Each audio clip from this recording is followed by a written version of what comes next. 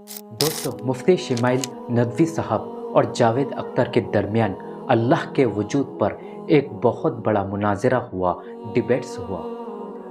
Does God exist? Javed Akhtar का कहना है कि अल्लाह नहीं है, गॉड नहीं है। मुफ्ती शिमाइल नदवी पूरे डिबेट्स बहस में गालिब नजर आते रहे। जावेद अख्तर का एक भी ऐसा सवाल नहीं था कि मुफ्ती शिमाइल साहब नदवी ने उनका जवाब न दिया हो।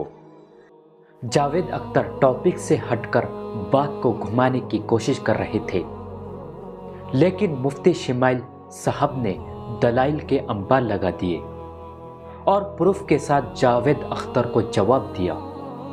जो शख्स मुफ्ती साहब के अंग्रेजी अल्फाज को समझ नहीं पा रहा, वो अल्लाह को क्या समझेगा? और यही होती है हक और बातिल की पहचान। हक हमेशा जीतता है। जब बातिल हारने लगता है तो कप कपाने लगता है। जमाने को शिकायत थी कि मौलवी को अंग्रेजी नहीं आती, लेकिन यहां तो मुफ्ती साहब को अपने अल्फाज पर तशरीह करनी पड़ रही थी, यानी उनको एक्सप्लेन करना पड़ रहा था।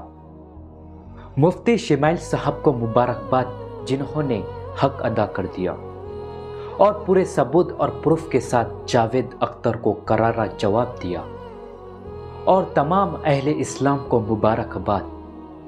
इसमें मुफ्ती शिमाइल नदवी साहब का इम्पोर्टेंस क्लिप्स है, जिसमें उन्होंने जावेद अख्तर को जवाब दिया है। अगर इस दुनिया में इविल ना हो तो आप गुड को डिफाइन कैसे करेंगे?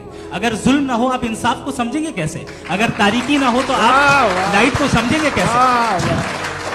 बहुत अच्छा। अभी और सुन लें, अभी और बाकी है। ये तो बात बहुत पसंद आई साहब मुझे कि जब तक रेप ना हो तब तक औरतों की इज्जत का ख्याल आपने मेरा जवाब पूरा सुना ही नहीं। जब तक के बच्चों का कत्ल ना किया जाए तब तक आपको बच्चों की मासूमियत की इज्जत। आपने पूरा जवाब सुना ही नहीं। क्या बात है?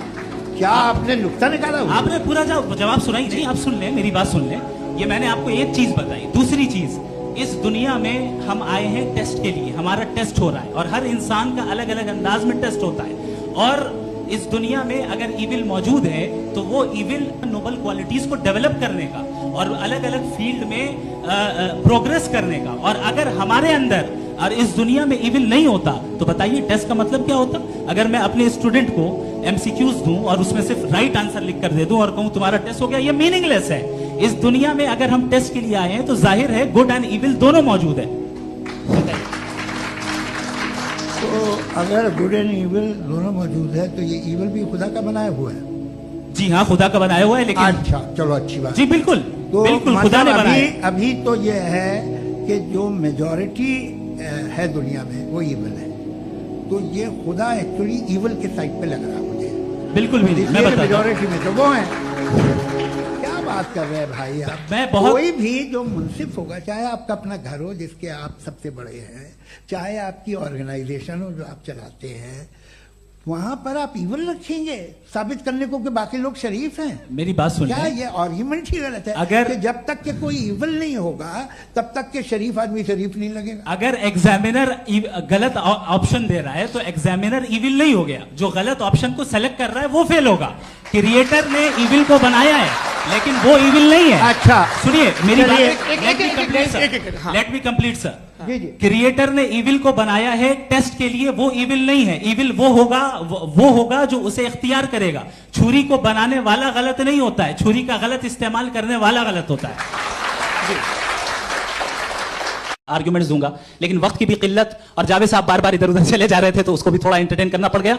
डज गॉड एग्जिस्ट पे मैं एक ही आर्गुमेंट दे पाया। आर्गुमेंट्स बहुत हैं और डेफिनेटिव आर्गुमेंट्स हैं, और मेरे आर्गुमेंट को किसी एक राउंड में भी इन्होंने एंटरटेन नहीं किया और रेफ्यूट नहीं किया। एक राउंड में भी नहीं, एक राउंड में भी नहीं। और ना ही अभी आपका क्लोजिंग आर्गुमेंट है, नहीं हो बता देना। Argument of contingency sir. अरे मैं आपसे कई बार कह चुका हूं कंटीजेंसी का मतलब। अब मैं कैसे समझाऊं आपको? आपस में हाँ, और कितने आसानी से समझाऊं मैं? मुझे तो नहीं समझ में आ रहा है। आप अपनी आर्ग्यूमेंट ऑफ कंटीजेंसी उर्दू में बोल सकते हैं। हाँ, आप अपनी बात पूरी कर लें जी, आखिरी 4 मिनट। दूसरी चीज, just a minute please ma'am, can I talk? दूसरी चीज ये है कि आपने एक तो इसका जवाब नहीं दिया, दूसरा आपने गॉड के ना होने पर कोई डेफिनेटिव आर्गुमेंट नहीं दिया। सिर्फ मजहब पे बात कर रहे हैं आप। मजहब तो आज हमारा टॉपिक ही नहीं था। आज तो हमारा टॉपिक आप मजहब से ले लेकर आईएस तक चले गए, भाई हमारा क्या ताल्लुक है उससे? We condemn them. और उसका गॉड से क्या ताल्लुक है? अगर कोई गलत काम कर रहा है, किसी ने किसी को कत्ल किया, किसी ने किसी का रेप किया, उसको सजा मिलनी चाहिए। और आपके पास कोई भी rational strong foundation of morality नहीं है। आपने कहा कि मेजॉरिटी तय करेगी सोसाइटी की, वो सही होगा। मैंने कहा हिटलर को फिर आप सही कहेंगे, नहीं, प्लैनेट की सोसाइटी की मेजॉरिटी तय करेगी। तो प्लैनेट की मेजॉरिटी गॉड की एग्जिस्टेंस को मानती है, आप कहना ये रिलीजियस है। तो यानी आपके पास कोई स्ट्रॉन्ग फाउंडेशन नहीं है ऑब्जेक्टिव मोरालिटी का। ऑब्जेक्टिव मोरालिटी का अगर कोई फाउंडेशन है तो वो सिर्फ गॉड है।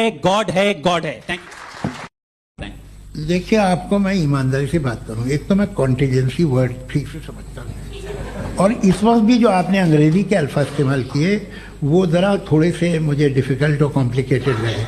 तो आप ज़रा सिंपल जबान में सवाल कर सकते हैं? बिल्कुल कर सकता हूं।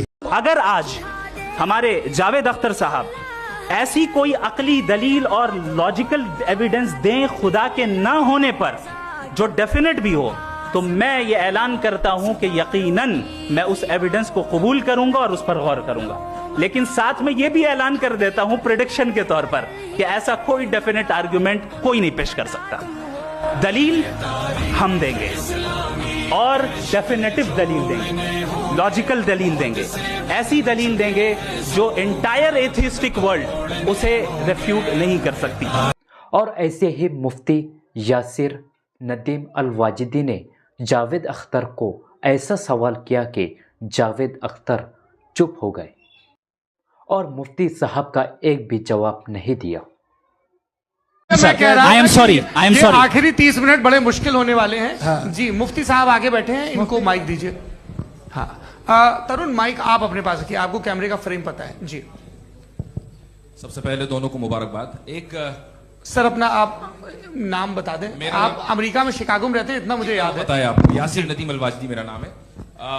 जावेद सर, आपसे एक क्वेश्चन है इन्फिनिट रिग्रेस के ताल्लुक से। एक हाइपोथेटिकल सिनेरियो है, मसलन अगर आप सर माइक थोड़ा सा प्लीज क्लोज रखिए। ओके जी, अगर आप शायर इसलिए हैं कि आपके कोई उस्ताद शायर थे, और वो इसलिए शायर थे कि उनके कोई उस्ताद शायर थे, और इसी तरीके से हम माजी में पीछे चलते चलते चले जाएं और कहीं ना रुके, तो माफ कीजिएगा आप कभी शायर नहीं हो सकते। लेकिन आप शायर हैं, आपका शायर एग्जिस्ट करता है, इसका मतलब यह है कि आप कहीं ना कहीं रुके हैं।